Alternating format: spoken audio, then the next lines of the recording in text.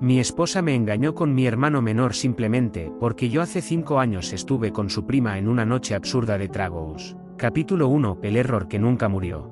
Nunca pensé que una sola noche pudiera perseguirme durante 5 años, y aún así, seguir creciendo en silencio hasta convertirse en algo capaz de destruirlo todo. Cuando ocurrió, creí que había sido un error aislado, una mancha pequeña en una vida que todavía podía limpiarse. Me equivoqué. Algunas decisiones no se borran, solo esperan el momento exacto para cobrar su precio. Tengo 34 años, y hasta hace poco, estaba convencido de que tenía una vida estable. No perfecta, pero sólida.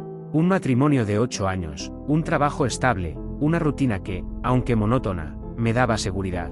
Mi esposa Laura siempre decía que la estabilidad era subestimada. Yo estaba de acuerdo. O lo estaba, hasta que todo se derrumbó. Conocí a Laura cuando ambos estábamos empezando desde cero. Yo trabajaba largas jornadas y estudiaba cuando podía. Ella tenía sueños grandes y una paciencia que siempre admiré. Nos enamoramos sin prisa, sin juegos, sin dramas innecesarios. Éramos simples, reales. Eso fue lo que me hizo creer que lo nuestro era indestructible. Durante años, la gente nos decía que éramos una pareja ejemplar. Nunca peleábamos en público, siempre llegábamos juntos a las reuniones familiares, siempre parecíamos estar en sintonía. Nadie veía las pequeñas grietas. Ni siquiera yo las vi a tiempo. Mi familia la adoraba, especialmente mi hermano menor, Daniel. Daniel siempre fue lo opuesto a mí. Donde yo era serio, él era carismático. Donde yo pensaba demasiado, él actuaba sin miedo. Aún así, siempre nos llevamos bien. Yo lo cuidé desde niño. Fui su ejemplo, su respaldo, su red de seguridad. Nunca dudé de él. Jamás. 5 años atrás, Laura y yo atravesábamos una etapa difícil. No era una crisis abierta, sino una distancia silenciosa. Yo trabajaba más de la cuenta. Llegaba cansado. Ella se sentía sola, aunque nunca lo dijo de frente. Nos comunicábamos menos. Nos tocábamos menos. Pero seguíamos juntos. Seguíamos siendo matrimonio. Fue en medio de esa etapa cuando ocurrió la noche que cambiaría todo. Era una reunión familiar grande, de esas donde el ruido, la música y el alcohol se mezclan hasta que nadie recuerda cómo empezó la conversación ni cómo terminó. Estaba la familia de Laura, la mía, amigos cercanos. Todo parecía normal. Camila, la prima de Laura, también estaba ahí. Siempre había sido distinta al resto. Más impulsiva, más provocadora, más directa. Nunca me atrajo realmente. Nunca me fijé en ella de esa manera. Hasta esa noche. Bebí demasiado. No lo digo como excusa, sino como contexto. Perdí la noción del tiempo, del límite y del juicio. Camila bebió conmigo. Hablamos de tonterías, de recuerdos, de cosas sin importancia. En algún punto, la conversación cruzó una línea invisible. Todo pasó rápido. Demasiado rápido. No fue romántico. No fue planeado. No fue algo que quisiera repetir. Apenas terminó, sentí una culpa inmediata y aplastante. Me alejé. Me escondí. Me odié.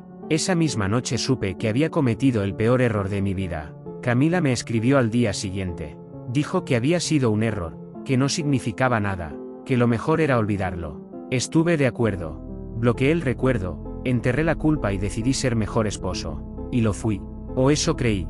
Durante 5 años cargué con ese secreto. Nunca se lo conté a nadie. Nunca volví a hablar del tema. Me esforcé por ser más presente, más atento, más comprometido. Laura y yo mejoramos. Viajamos. Hablamos de hijos. Construimos planes. Pensé que el pasado había quedado atrás. Pero el pasado nunca se queda quieto. Hace aproximadamente 6 meses, algo empezó a cambiar. No de golpe. De manera lenta, casi imperceptible. Laura comenzó a distanciarse. Se volvió más reservada. Pasaba más tiempo en el celular. Salía con amigas con más frecuencia. Cuando le preguntaba si algo pasaba, siempre decía que estaba cansada. Yo quería creerle. Empecé a sentirme solo dentro de mi propio matrimonio. Intenté acercarme, pero ella siempre estaba ocupada, distraída o simplemente ausente. Dormía de espaldas. Respondía con monosílabos. Ya no me miraba igual. Una noche, después de una discusión sin importancia, Laura explotó. Me preguntó si realmente creía que ella no sabía nada. Que si pensaba que era tonta. Mi corazón empezó a latir con fuerza. No entendía de qué hablaba, pero en el fondo, lo sabía. Cuando mencionó el nombre de Camila, sentí que el suelo desaparecía bajo mis pies. Negué al principio. Por miedo. Por reflejo. Por desesperación. Pero ella sabía demasiado. Detalles que nunca había contado. Fechas, contextos, palabras exactas. Camila se lo había dicho todo. Laura lloró, me gritó. Me dijo que la había humillado, que le mentí durante 5 años, que había vivido con alguien que no conocía realmente. Yo no me defendí. No tenía derecho. Asumí mi culpa. Pedí perdón. Me ofrecía hacer lo que fuera necesario. Ella solo me miró y dijo algo que aún resuena en mi cabeza. Esto no se queda así. Pensé que hablaba de divorcio, de separación, de consecuencias normales. No imaginé lo que vendría después. Las semanas siguientes fueron un infierno silencioso. Vivíamos juntos, pero no éramos pareja. Yo proponía terapia, conversaciones, tiempo. Ella escuchaba, pero no respondía. Algo dentro de ella ya había cambiado. Mi hermano Daniel empezó a aparecer más seguido. Decía que quería apoyar a Laura, que yo estaba trabajando demasiado, que ella necesitaba compañía. No sospeché nada. Confiaba en él, hasta la noche en que llegué antes de lo habitual. El apartamento estaba en silencio. Demasiado silencio. La luz del cuarto estaba encendida. Escuché risas apagadas, voces conocidas. Abrí la puerta, y el mundo se rompió frente a mis ojos. Mi esposa me engañó con mi hermano menor simplemente porque yo hace 5 años estuve con su prima en una noche absurda de tragos. Capítulo 2. Las consecuencias de cruzar todas las líneas. No recuerdo haber gritado cuando los vi. Tampoco recuerdo haber llorado en ese instante.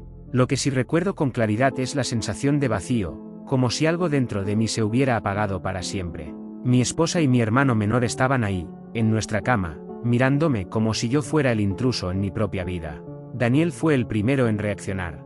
Se levantó de la cama con torpeza, intentando cubrirse mientras balbuceaba palabras que no tenían sentido.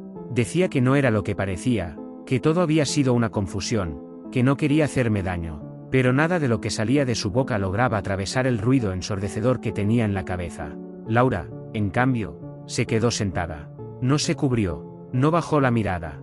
Me sostuvo la mirada con una frialdad que jamás le había visto. En ese instante entendí que ella ya había tomado una decisión mucho antes de que yo entrara por esa puerta. No actúes como si fueras la víctima, me dijo con una calma que me desarmó. Tú empezaste esto. Esas palabras me golpearon más fuerte que cualquier insulto. Yo sabía que había cometido un error en el pasado, pero jamás imaginé que ese error sería usado como justificación para destruirlo todo. Intenté hablar, pero la voz no me salía. Sentía un nudo en la garganta, una presión en el pecho, una mezcla de rabia, culpa y tristeza que me paralizaba. Solo pude mirar a Daniel y decirle que se fuera. No quería escucharlo. No quería verlo.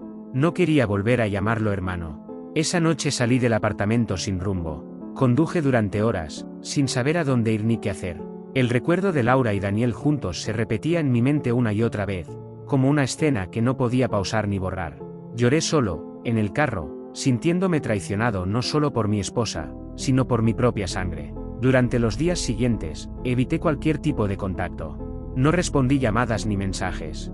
Necesitaba silencio para intentar entender cómo había llegado hasta ahí. La culpa por lo que hice 5 años atrás se mezclaba con el dolor de lo que acababa de descubrir, creando una confusión emocional que me dejaba exhausto. Laura finalmente me escribió. Su mensaje no era una disculpa, era una explicación. Decía que se había sentido humillada cuando supo lo de Camila, que algo dentro de ella se rompió y que nunca volvió a verme de la misma manera. Decía que lo de Daniel no fue planeado, pero tampoco fue un error. Decía que, por primera vez en mucho tiempo, se sintió deseada. Leer esas palabras me destruyó. Acepté verla unos días después, en un café lejos de nuestro apartamento. No quería regresar a ese lugar. Ya no lo sentía como mi hogar. Laura llegó puntual, tranquila, como si fuera una conversación más. Yo, en cambio, me sentía al borde del colapso. Hablamos durante horas. O, mejor dicho, ella habló. Yo escuché. Me dijo que había intentado perdonarme, que lo había intentado de verdad, pero que no pudo. Que cada vez que me miraba recordaba mi traición. Que vivir conmigo se volvió una tortura silenciosa. Le propuse terapia. Le propuse tiempo. Le propuse empezar de nuevo. Le dije que estaba dispuesto a asumir las consecuencias de mi error, pero que no quería perderla. Ella negó con la cabeza. Ya es demasiado tarde, me dijo. Lo nuestro murió hace tiempo. Solo que tú no lo sabías. Esa frase me persiguió durante semanas. Volví al apartamento solo para recoger algunas cosas. Laura no estaba. El silencio de ese lugar me resultó insoportable. Cada objeto parecía recordarme una vida que ya no existía. Me fui sin mirar atrás. Mi familia eventualmente se enteró. No por mí, sino por rumores, por silencios incómodos, por la ausencia de Laura en las reuniones. Cuando la verdad salió a la luz, todo se volvió aún más doloroso. Mi madre lloró al saber lo que Daniel había hecho. Mi padre se encerró en un silencio que decía más que cualquier reproche. Daniel intentó hablar conmigo. Me dijo que estaba enamorado de Laura, que no fue solo una aventura, que no quiso traicionarme. No quise escucharlo. Algunas traiciones no tienen explicación que las haga menos dolorosas. El proceso de divorcio comenzó poco después. Fue rápido, casi mecánico. No hubo grandes peleas legales ni discusiones por bienes. Solo una tristeza profunda y constante. Firmar esos papeles fue aceptar que 8 años de matrimonio se reducían a documentos oficiales y recuerdos que ya no compartíamos. Laura se mudó. Yo me quedé solo. Las noches se volvieron largas. El silencio, ensordecedor. Empecé terapia. No solo para superar el divorcio, sino para enfrentar mis propios errores. Entendí que mi traición inicial fue real y grave, y que nunca debí ocultarla. Pero también entendí que el dolor no justifica la venganza. Tiempo después supe que Laura y Daniel seguían juntos. La noticia me dolió, pero ya no me sorprendió. Habían cruzado una línea de la que no había retorno. Yo, en cambio, empecé a reconstruirme poco a poco. Acepté que no podía cambiar el pasado, pero sí aprender de él. Hoy vivo solo, pero en paz. No me considero una víctima ni un villano absoluto.